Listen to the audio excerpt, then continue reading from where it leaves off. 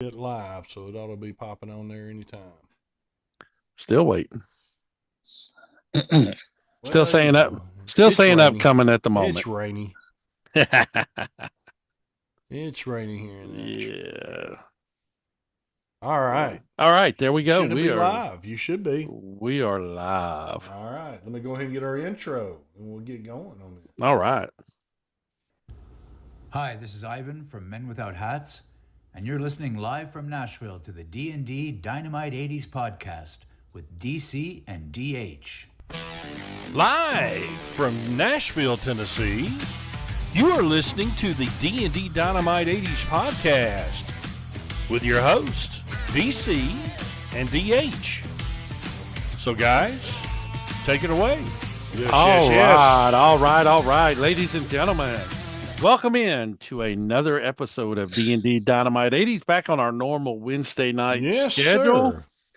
We are glad to be here to bring you some fun and frivolities from all things 80s and everything included. So we go everywhere. Other decades too. Yeah, we go all over the place. I am so excited about tonight. I've been watching some videos off and on all week. Are they not phenomenal? Oh man, amazing! And the Blues Brothers is one of my favorite. Bands. Absolutely. So, yes. Yeah, it's really been listened cool to a lot watching. of it. Yes. Yeah. So I'm really excited about this, DC. So I don't even care. I'm not even going to ask how your weekend. Let's just get the introduction going. Yeah, we are honored to have JW with us tonight with Briefcase Blues. Yes. And it's been a phenomenal ride that he's been on with the band. Yes. And we're going to talk about all those good things along with some other things tonight as well. JW, how are you? I'm doing fine. Hopefully I'm doing as well as you two gents. We're making it okay. You sound like two guys throwing a party. And that's the way we like to do it. That's what this show's all about. Just a lot of fun. Relaxing beverage of choice with friends. That's how we should name it. That's how we do it. My experience with being in Nashville has been strictly pretty much doing corporate shows like at the Gaylord Opryland. Yep. The big ballrooms there. Yeah. And on a couple of occasions, we were on the same bus that took us to the airport that happened to be with nobody else on it. And there was a bus driver that was on the bus line for the hotel chain who played harmonica and sang. Oh, wow. Okay. And the next time we got onto the bus, we looked him up with the bus driver that was on the bus and found the guy. And so there was me and the guy who played Elwood and the bus driver with a bunch of harmonica playing through the bus, the empty bus. That's funny. That's awesome. On a rainy day in Memphis. Nashville. So that's awesome. That's fantastic. That is awesome. Well, talk to me about this. I'm just fascinated by your story and done some research and stuff. And like early age, you knew you wanted to be in music. Classical. You had some classical background. Yes. Talk to me about that. Yeah, my mother took me to concerts with the Dallas Symphony Orchestra. Grew up in Dallas. And she sort of educated me by listening to albums and had me identify different sections of the orchestra, things like that. I showed an aptitude for it, and she encouraged it. My father was a little less about the classical. He grew up and actually served in World War II. So he was a swing and big band. Yeah, he grew up with that, and so the people that were still hanging on in the 50s and 60s, he educated me in those the great singers and all that stuff. I still have his record collection. I've got the Sinatra. I've got all of that. Benny Goodman, Kay Kaiser, some of the ones like Kay Kaiser. But my parents both equally but separately taught me or encouraged my interest in music. And being as I was in a Catholic school, the only thing I could do other than studying a musical instrument was be in a choir. So I was for a while. And then that led to the sound of the organ and my interest in that. And I started learning that by ear and by,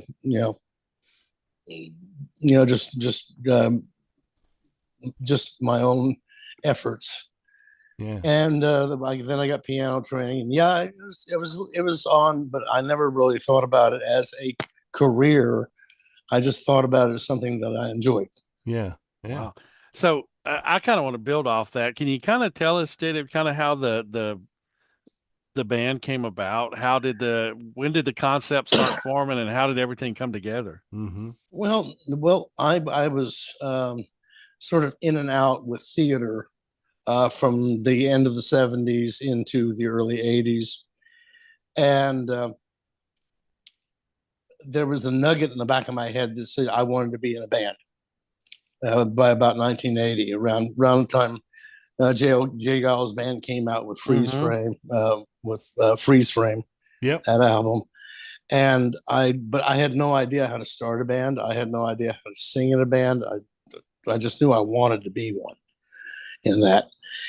And that kind of hung around me until 1982.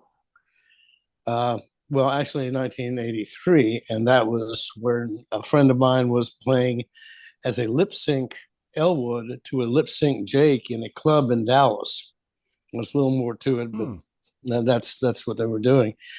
And I went and I saw them and I said, well, they're not actually singing, but they're up there pantomiming as Jake and Elwood. This is 83. It's a year after John Belushi died. And I got my courage up and I said, I can do that Jake better than the other guy.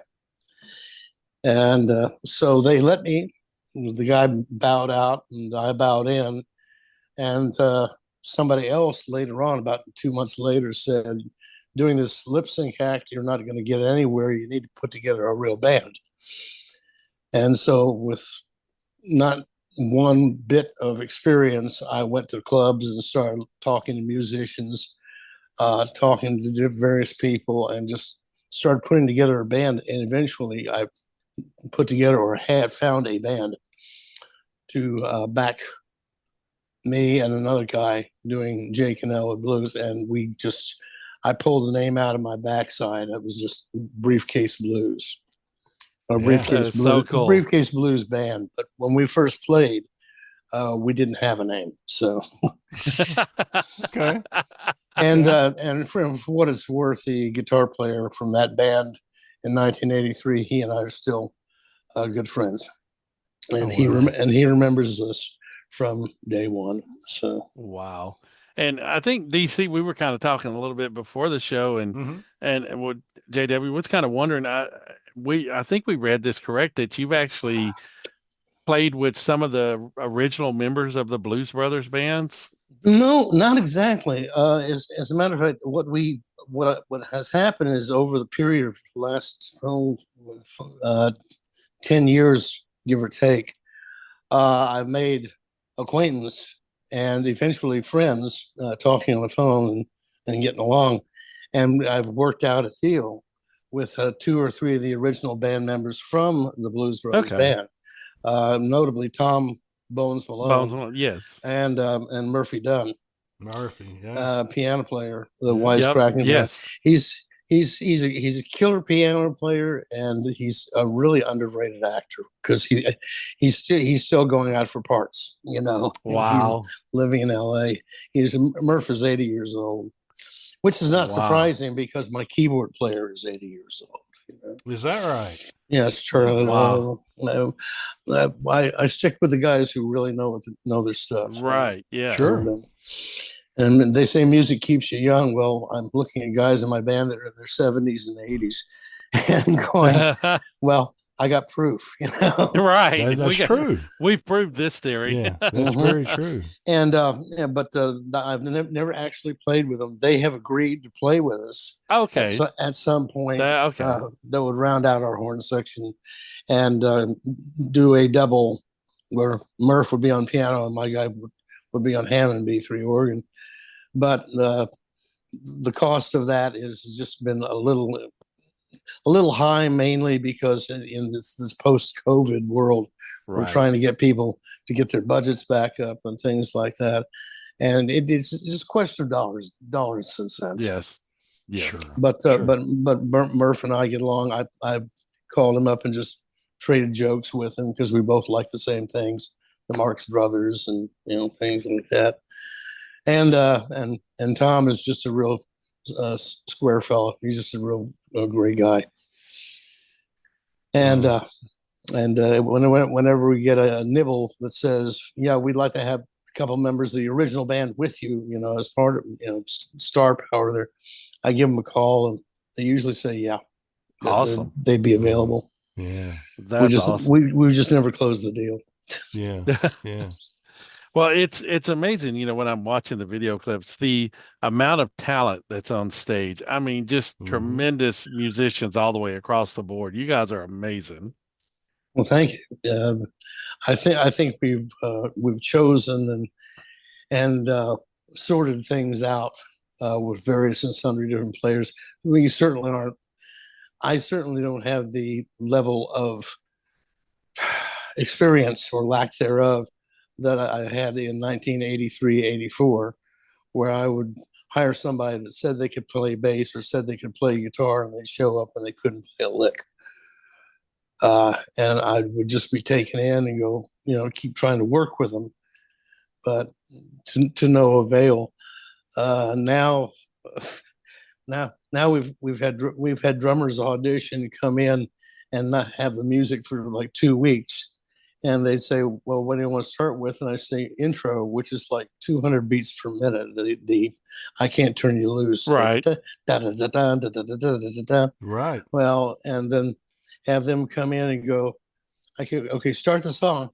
And they go, 1, 2, 1, 2, 3. Okay. Everybody want tacos? Let's go. Yeah. Right. We're at it. Next. Yeah. Right. So it has really cut down on the time that we've had. Also, we have the kind of players that will refer other players when they're not available. So, and that's especially important with a horn section with 4 horns. Yeah, definitely.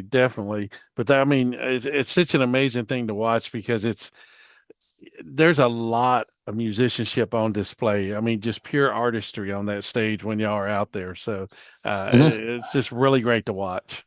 And I'd like to say one thing, and that is that a lot of people will pin the tail on the donkey, so to speak, with us, with lines from the movie, and say Blues Brothers in front of us, and I'd say we're not Blues Brothers, we're Briefcase Blues. We've been Briefcase Blues for 40 years. Briefcase Blues Brothers is a trademark name, and Briefcase Blues is a trademark name too. It's ours. Noticed that. Yeah, I did. I noticed that in my research. Yeah, that's awesome. And but we've been to the point, and I want to stress this, that they say, have you always dreamed of being the Blues Brothers? And I was going like, no, I was, when the movie God Help Us came out, I was only 23 years old, and I went to dollar theaters. In fact, it was in dollar theaters at the end of its run in 1980. Wow. And I took a lot of dates to dollar theaters, and just happened to go to that movie. Yes.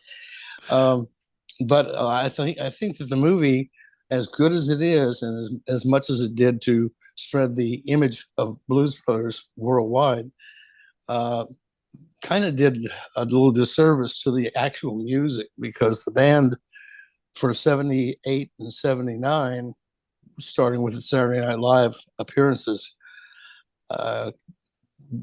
were out there doing concerts 90 minutes long, grinding out real music with the musicians that you see in the movie and you see it on stage back in 78, 79. By 1980, when the movie came out, there were only 5 songs in the movie that the band did. and two of those were not even. One was Ray Charles did it, Right.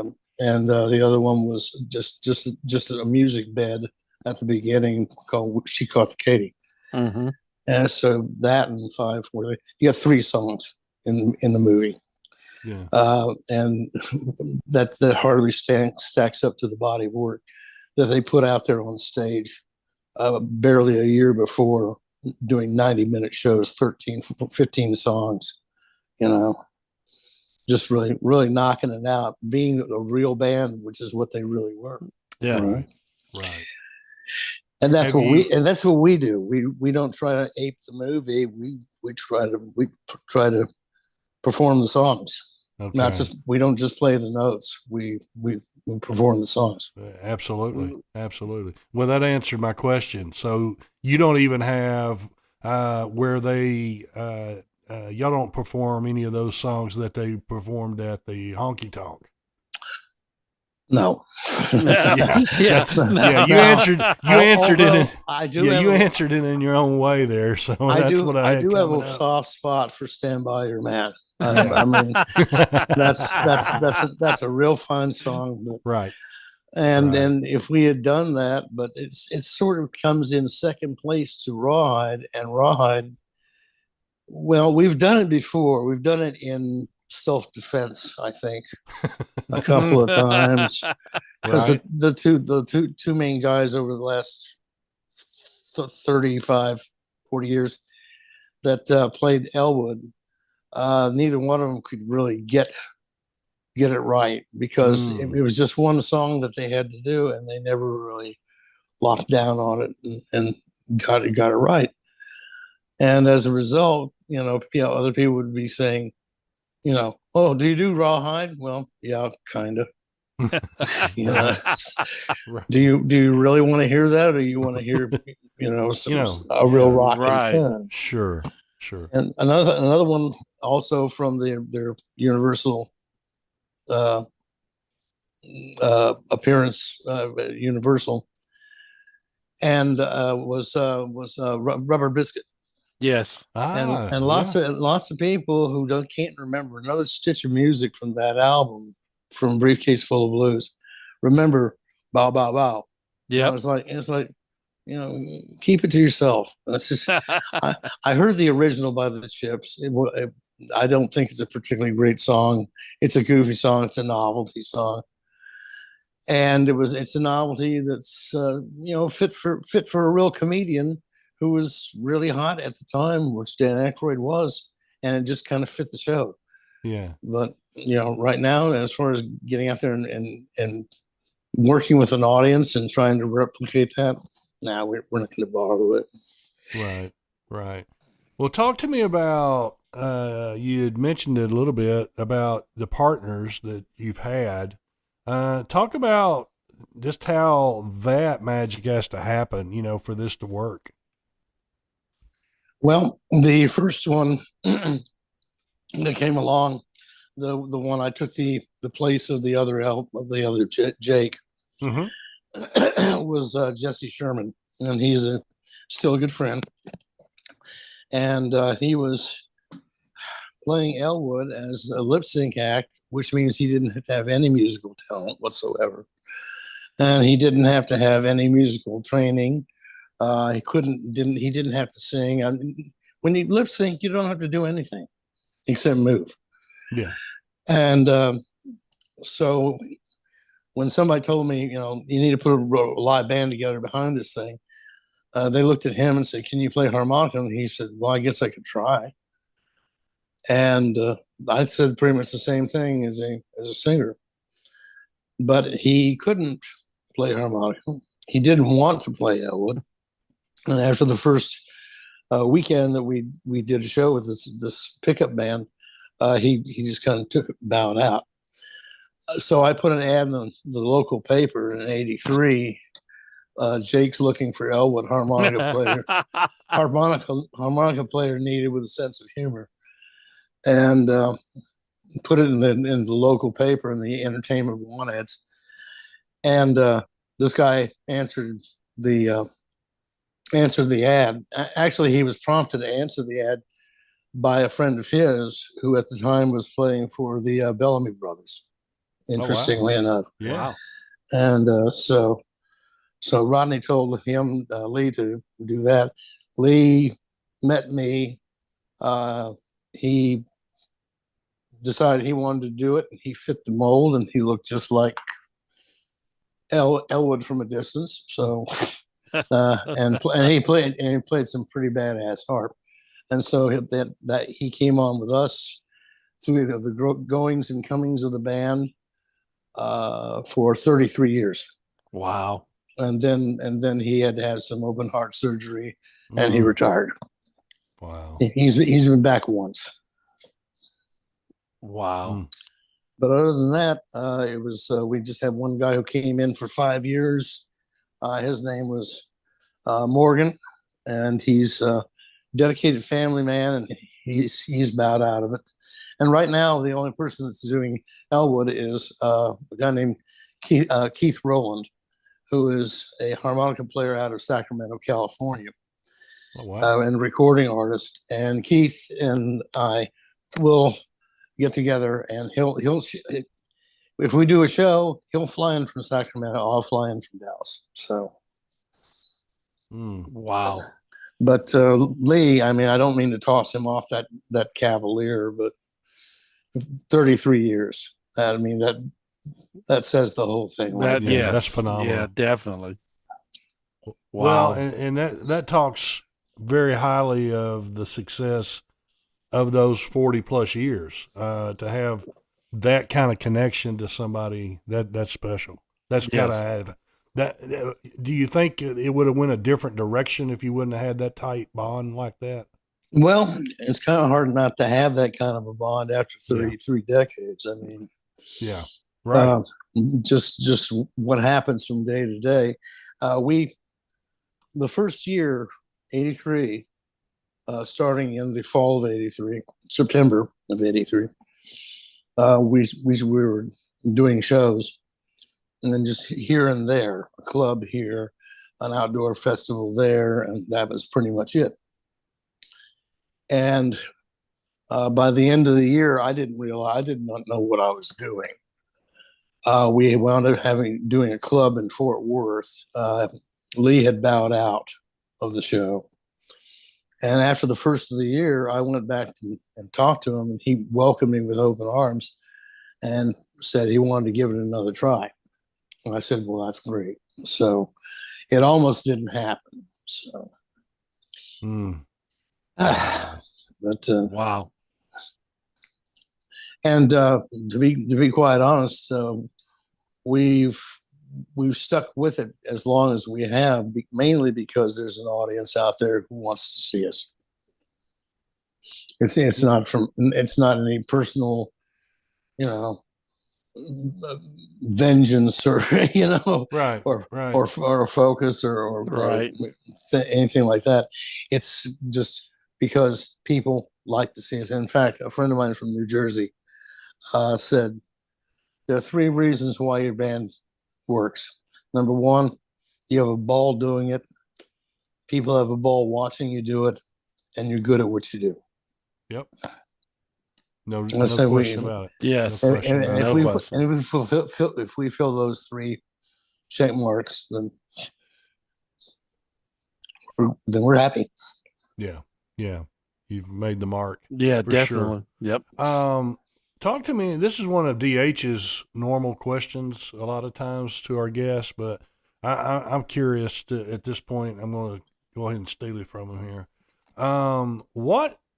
And you've already talked on the corporate side of this thing, that you've done some of those kind of shows, but in your, which ones do you really, is it all whatever show when you're putting it on, or is it the big venues, small venues, these corporate places? What's something that sticks out to you that you like about a particular type?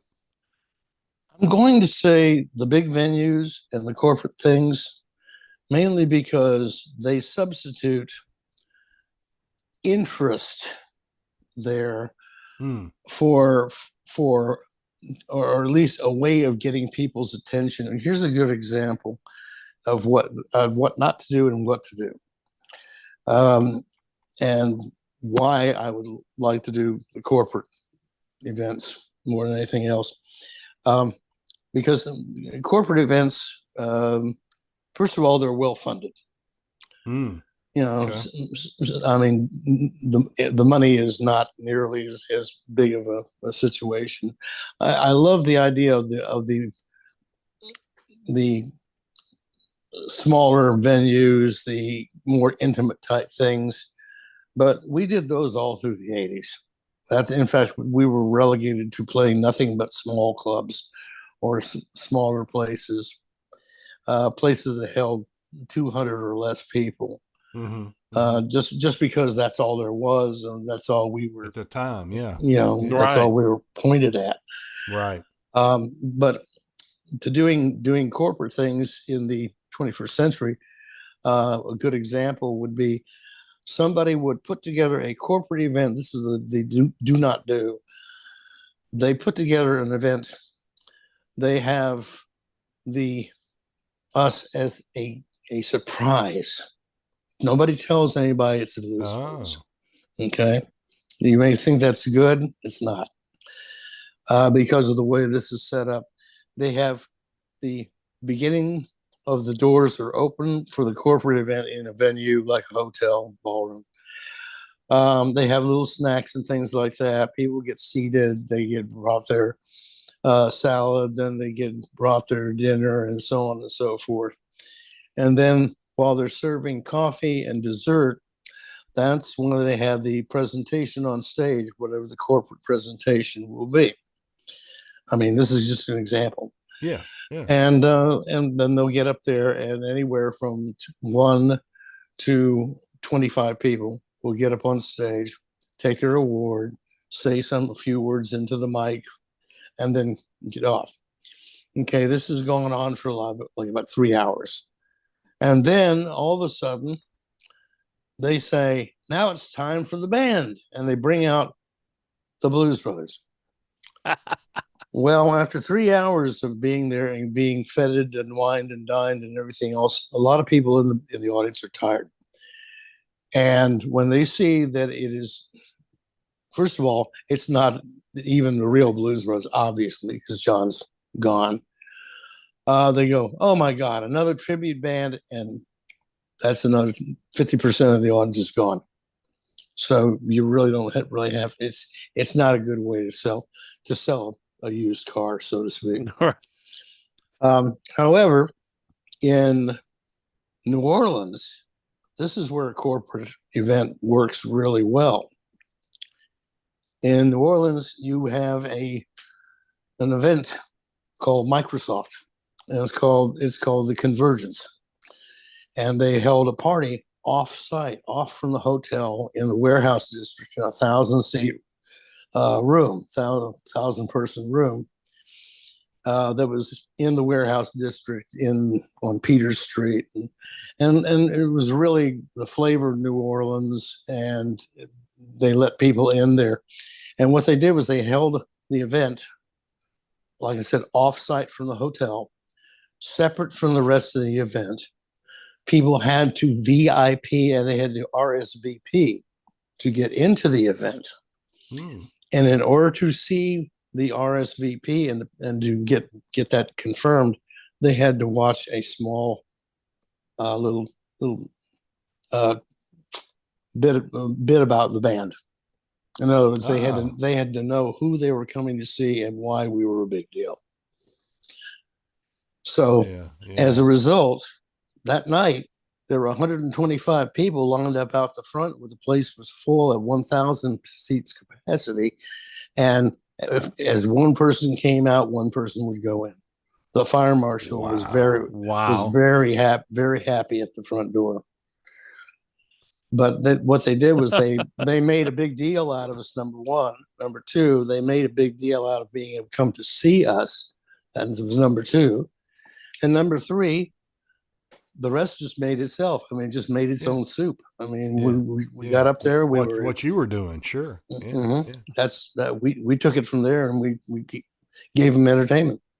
Man, what a great advertising! Because they were expecting entertainment. They were expecting it, you know. Yeah. Man, what a great way to advertise Yeah, and promote and amazing. for their company, and they did it the right way. And I mean, that's a win-win for them and you Oh, when definitely. people handle it that way. No doubt, no question about that. So yeah, the better funded a show is, the better it's going Gotcha. to be. You know, Right, you right. know, I don't count on the door. Right. Yeah, that makes sense. Right. I Yeah, don't you blame you don't for that. Yeah. unpredictable. Yeah, that would be absolutely. Yeah, when you know it up front, that makes you a lot more at Right. peace in mind. Yes. That's You know, for it's sure. like, I'm like Tom Cruise. Show me the money. Right. Right. Show me the money. Because honestly, the first people, and this is true, the first people I make budget for are my 8 musicians on the stage. 4-piece rhythm section, 4-piece horn section. I make sure that their paycheck is what they're going to appreciate, and that it's in the pocket. Mm-hmm. You know. Yeah, yeah. Don't blame me a bit. That makes sense. That makes perfect sense. So Yeah, I mean, it's just amazing to watch you guys. But if you would, for our listeners, as we're kind of getting towards the end of this here, kind of let us know where they might be able to see the band or check out videos. Just kind of give us some insight there. The first of all, we don't have any shows booked at this point, and they tend to pop up one at a time. We were just in Chicago with another band. Downtown Chicago, doing a corporate event at one of the big historic hotels downtown Chicago, back in last November. Before that, we were in Seattle, and before that, we were in Detroit. So these things pop up just when they pop up. Right. There's no circuit or anything, much as I would like to have that. Right. But if anytime you want to, first of all, if you want to be in touch with us, it's Briefcase Blues. That's I before E. Briefcaseblues.com is the website. And at the top navigation bar, there's a drop-down menu that shows video clips and songs. And that's where you're going to hear and see the best of the videos that we have. Number 2 would be our presence on Facebook, which is facebook.com/Briefcase Blues, all one word. And there's more than one Briefcase Blues band-ish, sort of, on Facebook. We are Briefcase Blues. That's if you see the banner and it says, the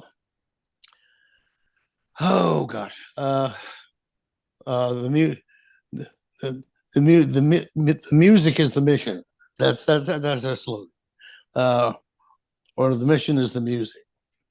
That's going to be us, because we're the only ones that do that. But we are on Facebook. We are at briefcaseblues.com, and that's pretty much where we're always going to be. And if you want to follow us on Facebook, that's where we're going to be posting live shows, and that's where we put our media out to let people know where and when we're going to play. Fantastic. Perfect. Yes. Our guest has been JW. Does the Jake Blues character in Briefcase, and we Briefcase Blues. Yeah, the Briefcase Blues. And just phenomenal. Amazing, folks. Get out and check them out. Yes. Sign up for a special event that they could do for you, whatever works for your company or corporation or whatever. Please check these guys out. They are fabulous. Yes. What an amazing group of musicians, and folks, you will not be disappointed. So yes, get out, check them out. I guarantee you, you'll enjoy the show. I mean, I've been watching some videos and things, and they do a phenomenal job of just actually the artistry on stage is amazing. Well, as well. and they blow the tribute bands out of the water with this 40 plus years of experience. Right, exactly. It's just amazing to me as well. So JW, if you could hang with us here as we close out, we'd appreciate it. Absolutely. And thank you for both having me on the show. It's been our pleasure, been our honor. Yes, thank you so much. I feel like I've been a little bit overly serious. So we're gonna have to clown it up and do it again. Yes, absolutely. Yes. So, and JW, as we're getting ready to play out here, I'll go ahead and tell you congratulations or condolences, because you're now a member of the DND Dynamite family. So that's true. Either way you want to take it, our congratulations or our condolences. It's all good.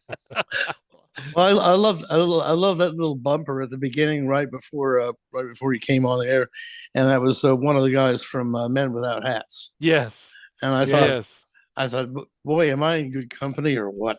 Yeah, we actually we had fun with him. Yeah, we actually had a lot of fun with it. We actually did the safety dance with him on the show. So that was cool. That was cool. So yeah, we've that's one of the things that we have enjoyed. We're working with other artists. I mean, I wanted to say one thing, and that was, no, we have not met any of the Blues Brothers band, other members of the band. We never met Dan Aykroyd.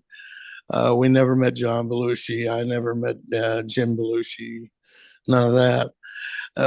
But in fact, one of the things that I hold most dear in my life through this band is the fact that we've met so many other bands that I otherwise wouldn't have met. Right. Howard Scott and War, Cheech and Chong. I mean, they're not a band, but we had a couple of beers with them. Yeah, hey, that's amazing. And various and sundry other musicians. Dennis Miller from Saturday Night Live. Yeah, sure. We did. Oh gosh, I mean, just there's. I'm drawing a blank now because of all the bands. Yeah. But there are just musicians out there, and I found one of the guys that worked on the crew on a show that we did one time turned out to be a former rhythm guitar player with the Guess Who. So wow. So everybody's involved in the music business somehow or another, if they want to be. So. Yeah, it's been a fun venture for us. I mean, we talk about it all the time. Like yourself and all the fabulous people that we would have never met unless we would have done this crazy thing that we're doing, and it's been fabulous, to meet just great folks like yourself. Well, that we would have never met, So and the fact is that people hold these people in such high regard with good reason, but they don't understand that sometimes these guys are just straight up average guys who just got lucky. That's true. That's true. We've had several of them tell us. Oh that. I mean, it's kind of like you said, JW. It's just amazing the people we actually get to meet doing this. Like, if we weren't doing this program, we would have never probably got to talk to you about this. So it's just amazing that we get to do that, and we appreciate you coming on and sharing with our audience. Well, thanks a million for having me on. All right, DH, take it, my friend. All right, ladies and gentlemen, that's going to do it for another episode of D&D Dynamite 80s. You can find us on. I need to find my bifocals here. Hold on just a second. Get your eyeballs put the bifocals on for this one. You can find us on Anchor, Spotify, Breaker Radio, Radio Republic, YouTube, Twitter, Instagram, TikTok, Facebook, our website, D Dynamite 80s, Google Podcasts on there. And you can see us on Canyon Star TV. Yes, ladies and gentlemen, spot on Canyon they Star. put these two ugly faces on Canyon Star TV.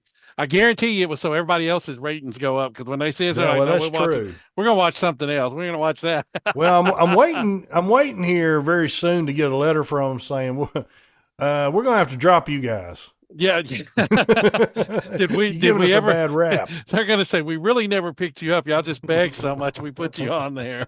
But folks, we appreciate those fine folks. Yes. As I end off every week, folks, remember, it doesn't cost anything extra to be kind. So always be kind to each other, except DC. Send him all the complaint letters. I'm the good with complaint that. department. He is. And I'm still looking for a raise, DC. Everybody start sending him. Well, your raise is going to go from a 0 to a 0. Double zeros. But I get 2 zeros this time, right? I'm making progress. I can work with that. I'm making progress. Folks, light him up. Tell him I need a raise. All right. Let's get those sponsors in real quick. Do it. We'll get out of here. All right. DND Dynamite 80s would like to thank their sponsors, Hudson's Flags and More, Nesting Project of Smyrna, Tennessee, PJG Marketing, Totally Cool 80s, Charlie Bubbles Cares for Kids, Jackie's Creations on Facebook, Riley Rhodes Art Designs at RileyRhodes.art on Instagram, and the Magic Yarn Project. Yes. You can find all these great folks online.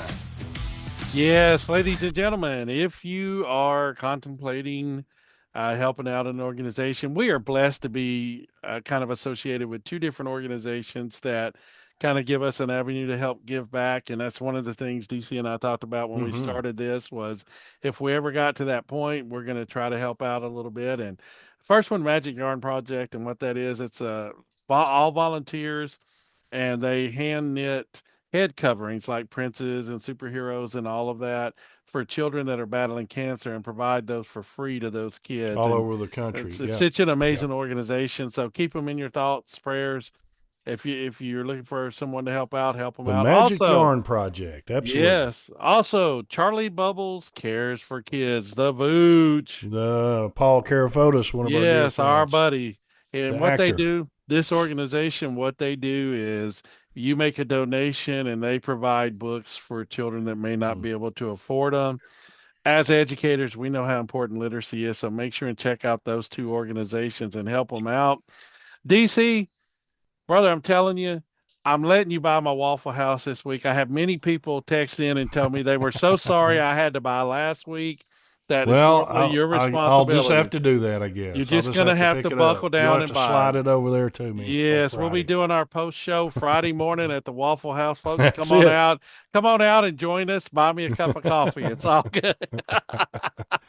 All right, great show next week, and then we'll get out of here. Yeah, next Wednesday night. Yeah, Rock and Roll Reverend, our dear friend, Rock and Roll Reverend Brady Weldon. Oh man. You're talking about a bundle of energy. I wish I had an eighth of his energy. I need to bottle a little bit of his energy, but he is something else. And I'm interested to see this because I know we're doing something special, but I want Tammy to pull out that trivia because we're going to test him next week. Let me mention her as well. So we got Rock and Roll Reverend Brady Weldon and Totally Cool 80s, Tammy Devers, who is one of our dear friends and one of our sponsors, will be on, and we're going to all have our list, top 10 greatest albums of the 80s decade. I can already tell you, number 1, folks, in your heart, on the chart. It'll be 1984 by Van Halen. I knew it. Case closed. That's what you're going to Case closed. All right, so we'll go over those lists and check out what everybody has and have a good time with that. It's going to be a great show. Yes. JW, we appreciate it once again. Sir. Briefcase Blues. Well, thank them you, out, folks, and we appreciate you taking some time with us tonight, my friend.